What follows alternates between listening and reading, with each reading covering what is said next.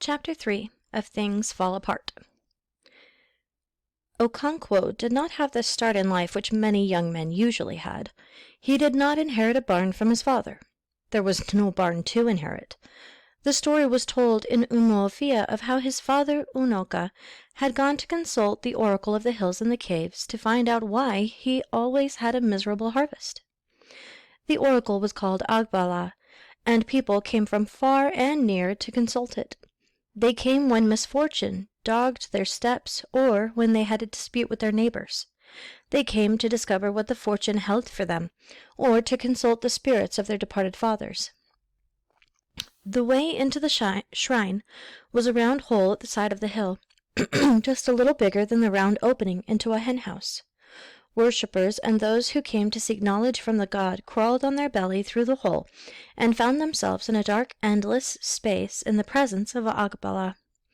No one had ever beheld Agbala except his priestess, but no one who had ever crawled into his awful shrine had come out without the fear of his power.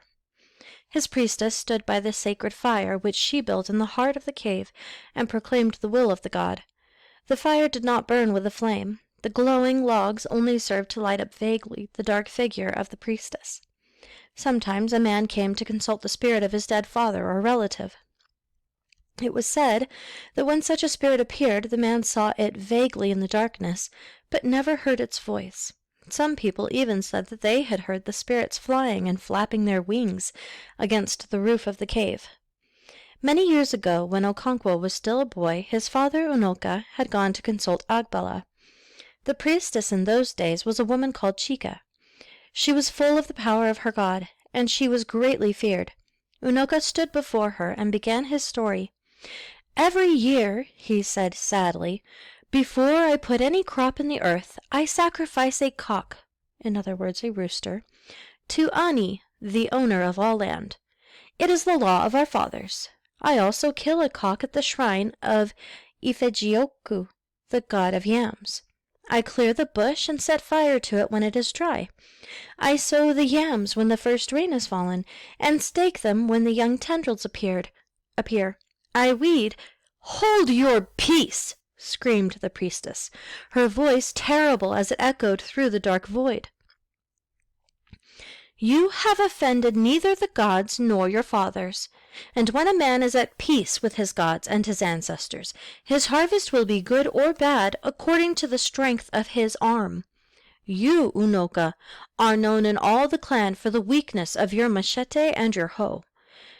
When your neighbors go out with their axe to cut down virgin forests, you sow your yams on exhausted farms that take no labor to clear.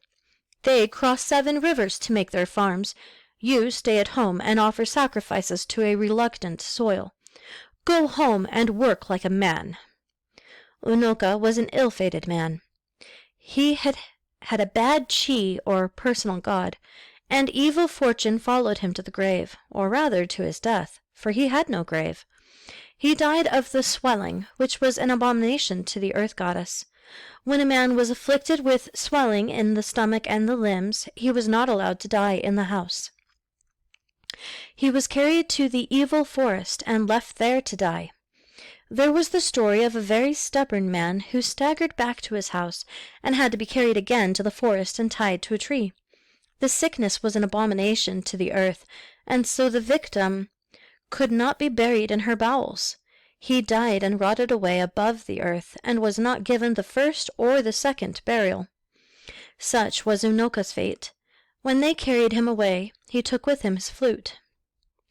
With a father like Unoka, Okonkwo did not have the start in life which many young men had. He neither inherited a barn, nor a title, nor even a young wife. But in spite of these disadvantages, he had begun even in his father's lifetime to lay the foundations of a prosperous future. It was slow and painful, but he threw himself into it like one possessed. And indeed he was possessed by the fear of his father's contemptible life and shameful death.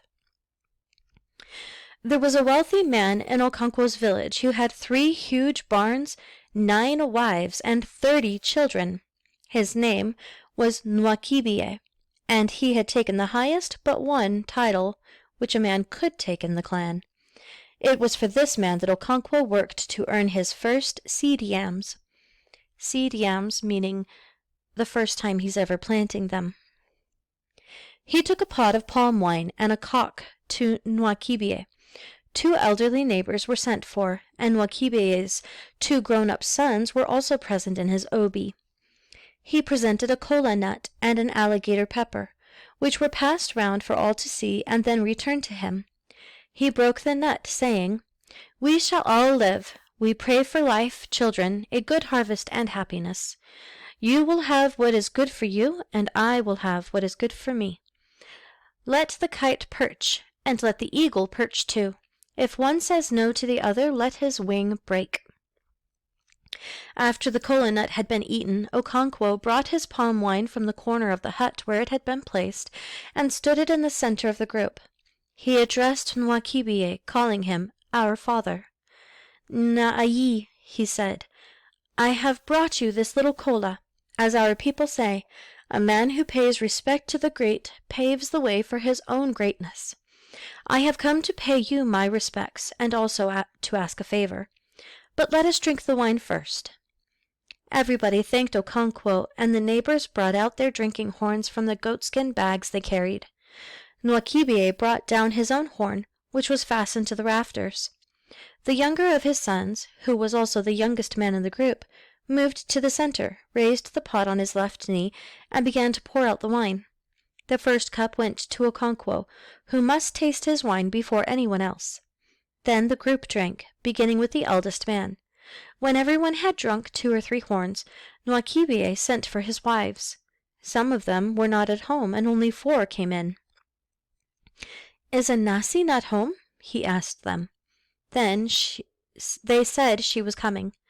Anasi was the first wife, and the others could not drink before her, and so they stood waiting.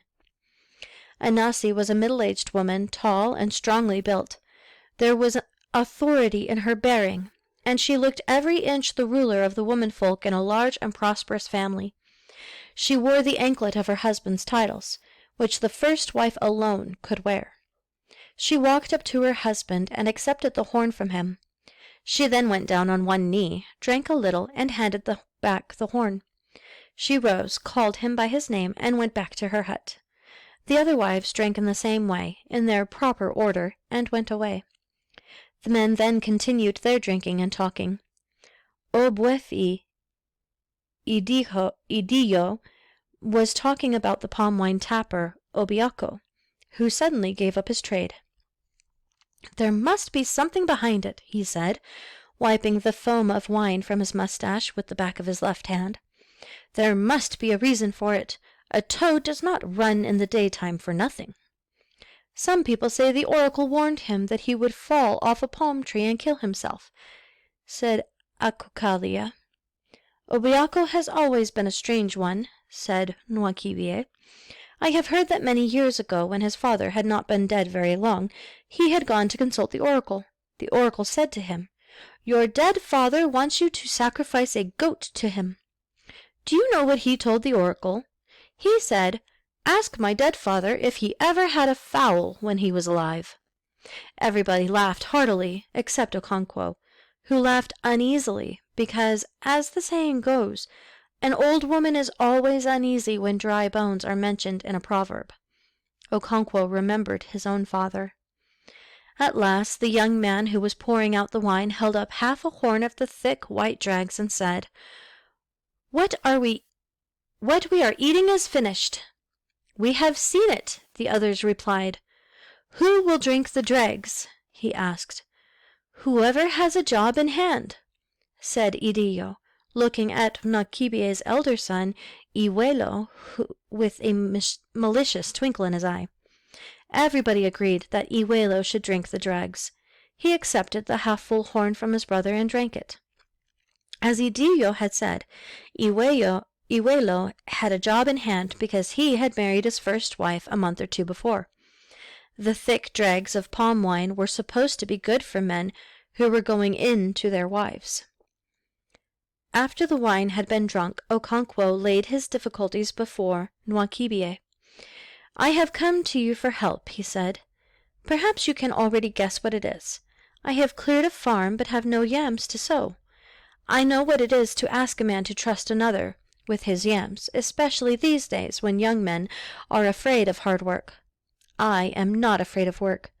The lizard that jumped from the high iroko tree to the ground said he would praise himself if no one else did. I began to fend for myself at an age when most people still suck at their mothers' breasts. If you give me some yam seeds, I shall not fail you." Nwakibe cleared his throat. "It pleases me to see a young man like you these days when our youth has gone so soft. Many young men have come to me to ask for yams, but I refused, because I knew they would just dump them in the earth and leave them to be choked by weeds. When I say no to them, they think I am hard-hearted. But it is not so. Eneke the bird says that since men have learned to shoot without missing, he has learned to fly without perching. I have learned to be stingy with my yams, but I can trust you. I know it as I look at you. As our father said, you can tell a ripe corn by its look. I shall give you twice 400 yams. Go ahead and prepare your farm."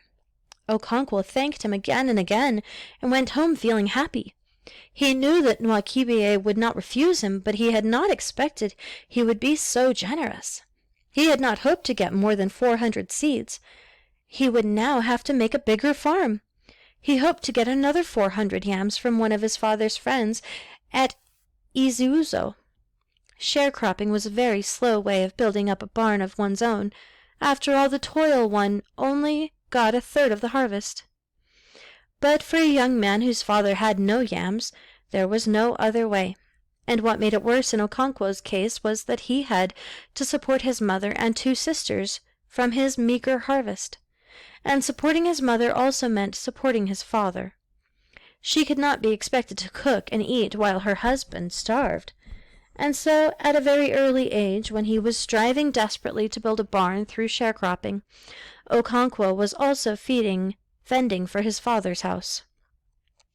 It was like pouring grains of corn into a bag full of holes. His mother and sisters worked hard enough, but they grew women's crops, like cocoa yams, beans, and cassava. Yam, the king of crops, was a man's crop. The year that Okonkwo took 800 seed yams from Nwakibe was the worst year in living memory. Nothing happened at its proper time. It was either too early or too late. It seemed as if the world had gone mad. The first rains were late, and when they came, lasted only a brief moment. The blazing sun returned, more fierce than it had ever been known, and scorched all the green that had appeared with the rains. The earth burned like hot coals, and roasted all the yams that had been sown. Like all good farmers, Okonkwo had begun to sow with the first rains. He had sown 400 seeds when the rains dried up and the heat returned. He watched the sky all day for the signs of rain clouds, and lay awake all night. In the morning he went back to his farm and saw the withering tendrils. He had tried to protect them from the smoldering earth by making rings of thick sisal leaves around them. But by the end of the day the sisal rings were burned dry and gray. He changed them every day and prayed that the rain might fall in the night. But the drought continued for 8 market weeks, and the yams were killed. Some farmers had not planted their yams yet. They were the lazy, easy-going ones who always put off clearing their farms as long as they could. This year they were the wise ones. They sympathized with their neighbors with much shaking of the head, but inwardly they were happy for what they took to be their own foresight. Okonkwo planted what was left of his seed yams when the rains finally returned. He had one consolation. The yams he had sown before the drought were his own, the harvest of the previous year. He still had the 800 from Nwakibe and the 400 from his father's friend. So he would make a fresh start. But the year had gone mad. Rain fell as it had never fallen before. For days and nights together it poured down in violent torrents and washed away the yam heaps. Trees were uprooted and deep gorges appeared everywhere. Then the rain became less violent, but it went from day to day without a pause. The spell of sunshine, which always came in the middle of the wet season, did not appear. The yams put on luxuriant green leaves, but every farmer knew that without sunshine the tubers would not grow. That year the harvest was sad, like a funeral, and many farmers wept as they dug up the miserable and rotting yams. One man tied his cloth to a tree branch and hanged himself. Okonkwo remembered that tragic year with a cold shiver throughout the rest of his life. It always surprised him when he thought of it later that he did not sink under the load of despair. He knew that he was a fierce fighter, but that year had been enough to break the heart of a lion. "Since I survived that year," he always said, "I shall survive anything." He put it down to his inflexible will. His father Unoka, who was then an ailing man, had said to him during that terrible harvest month, "Do not despair. I know you will not despair. You have a manly and a proud heart. A proud heart can survive a general failure, because such a failure does not prick its pride. It is more difficult and more bitter when a man fails alone." Unoka was like that in his last days. His love of talk had grown with age and sickness. It tried Okonkwo's patience beyond words.